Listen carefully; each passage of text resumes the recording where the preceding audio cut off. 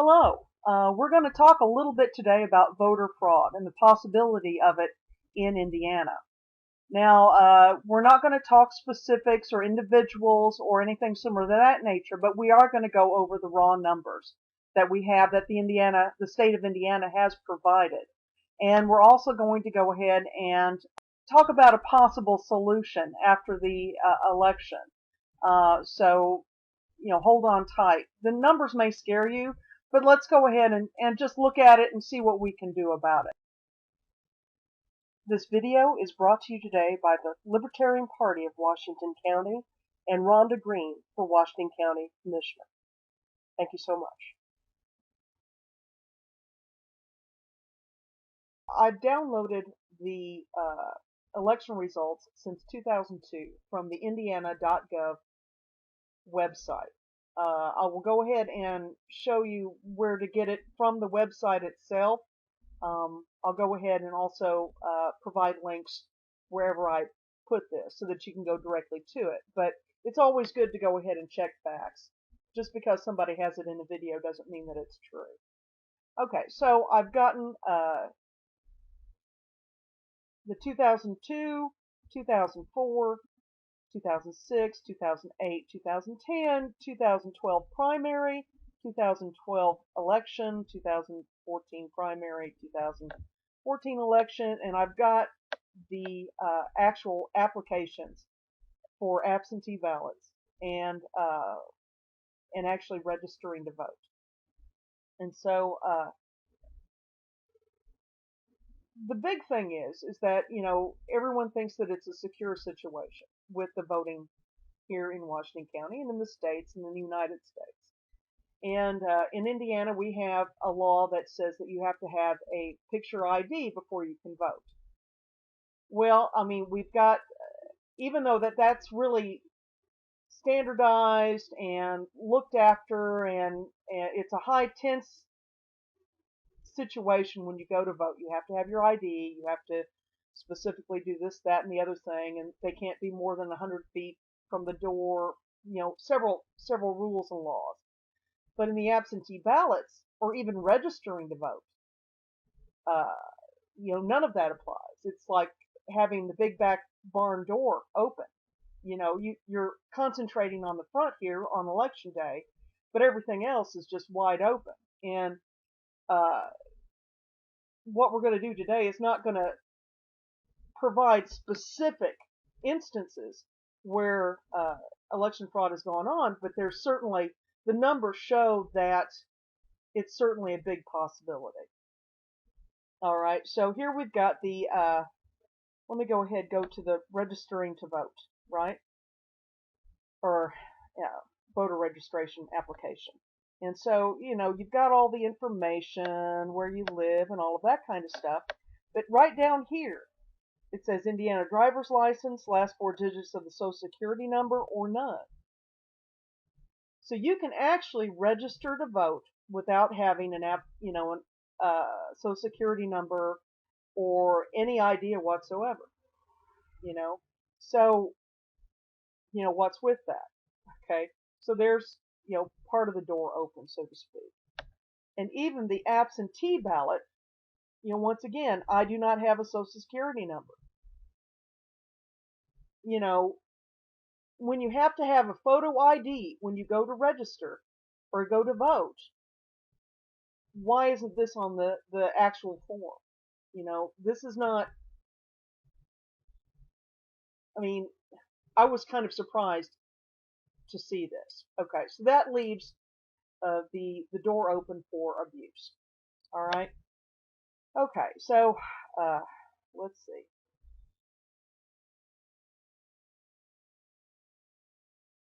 Okay, so we have the election results directly from the in.gov website. Okay, so I downloaded them, but we'll also provide links as well as a way to reach it from the Indiana.gov website itself. So these are the primary election results starting from 2002. Okay, and so we're going to concentrate on the absentee ballots because that, once again, is the back door. Okay, so here's 2002. You see a lot of 1%, 2%. I don't think there's anything really over 5% for the primary in 2002. Oh, well, here we go, 7%. But everything is well below 10%. And 10% once is the magic number. It's high, but it's some organizations feel that it's okay. So here's Washington County at 2%, I think. There we go. Okay. So, and I'm from Washington County. I'm going to concentrate a little bit on Washington County. Now, 2004, I could not find for the life of me the primary results, but we can go ahead and skip on to 2006. And here's the absentee ballots. Now, they've gone up quite a bit. It's a really drastic number from 2002 to 2006. You have a substantial amount over 10%. Here's 13% in Cass. Clark has 10%. There's 11, 14% in Crawford, right? So you can actually see it. Here's, 12%. We're going to go down to Washington County. Oh, 14% in Lawrence. Good going. And 27% in Noble. No, not Noble, but Ohio. There we go. So you see a huge jump in absentee ballots. Once again, that's the back door. Washington's at 9%. Okay. So that's, once again, looking at Washington. 2008, we're still high. Here's Cass, 48%. Almost half are absentee ballots.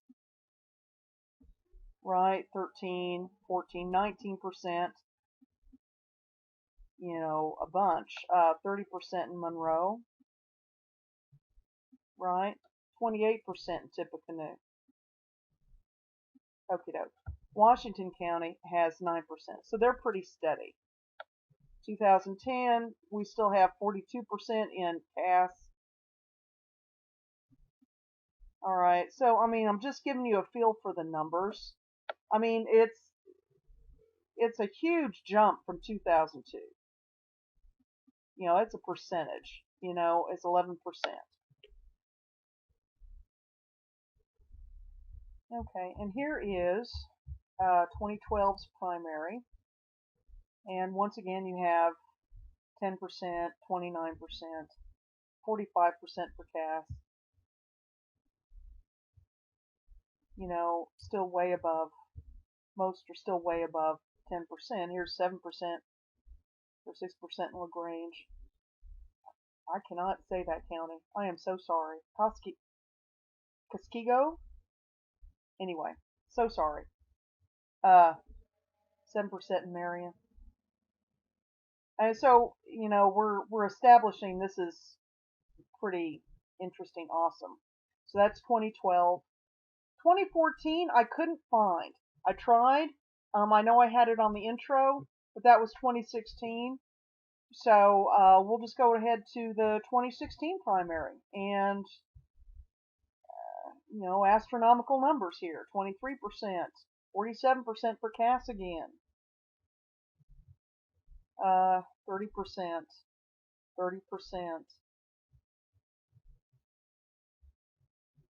It's 16% overall. So there you have the primaries. Okay.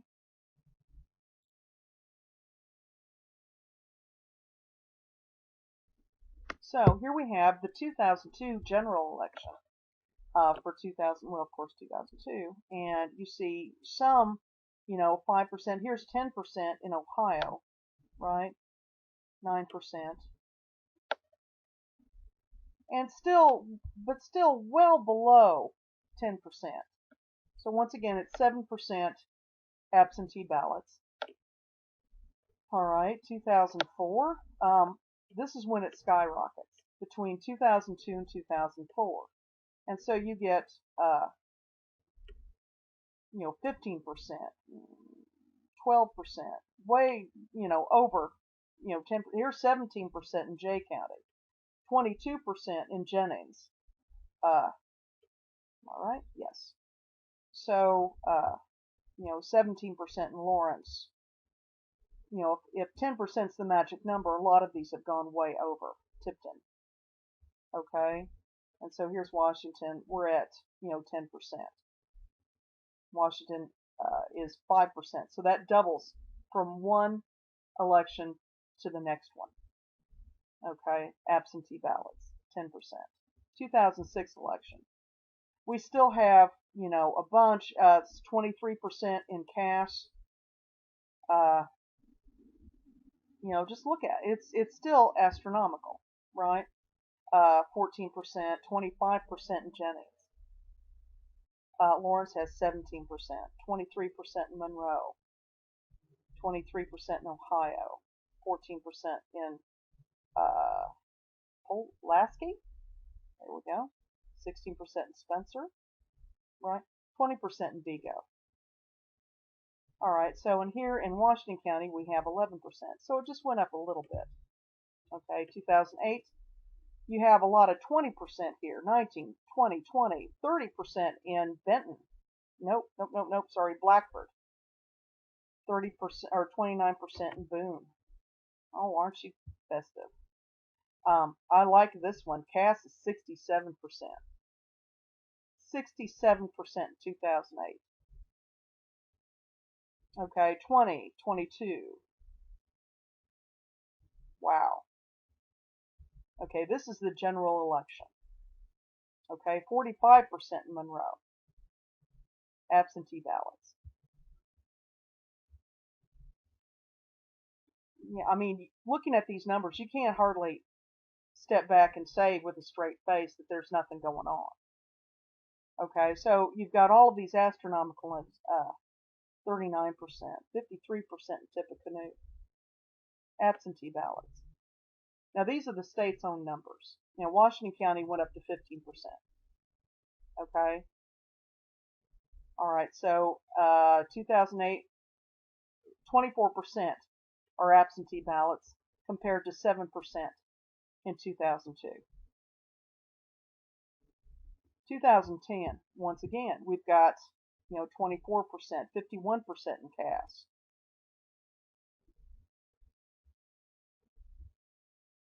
16%, 29% in Monroe, which, if I've got that right, that's Bloomington. There's a lot of students there, but I mean, guys, I don't know. 28% in Vandenberg, or whatever, 50% in Wayne. Washington County had 13%. So the election on 2010, we're down to 14%. But that may be an off year. Is that an off year? Yes. So 24% and 14%. 2012.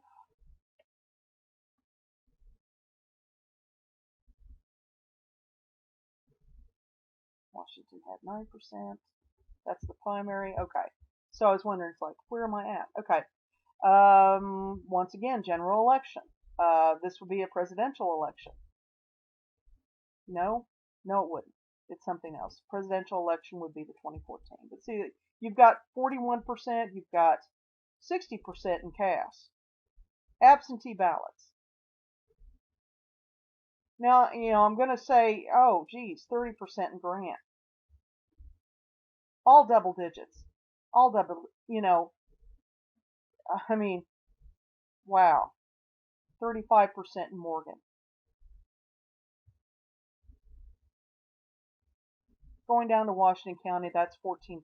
That's still an increase. Okay. 22% in 2012. And the general election in 2014, yeah, because that 2012 would have been a presidential election. That's 590,000 votes. Absentee ballot. That could be questionable as to whether they're real or not. Okay. 2014, you still have 38%. This is a non-presidential election. 49% in cast. It's, yeah, 28% in Miami. 32% Once again, 10% is high but acceptable. Here's the only, I think Vanderbilt's like 6% absentee ballots. That's interesting. Washington was at 14% again. Okay, so 16% absentee ballots, 228,000 or almost 230,000 votes. Presidential election in 2012, 22%, 590,000 votes were questionable or absentee ballots. 14% is 258,000 absentee ballots in 2010. 662,000 absentee ballots in another presidential election. That's 24%. 10% absentee in 26. It's 170,000 votes. Presidential election, 260,000, which is 10%, which is when they started maybe getting started on that. And 7% in 2002. It's 116,000 votes.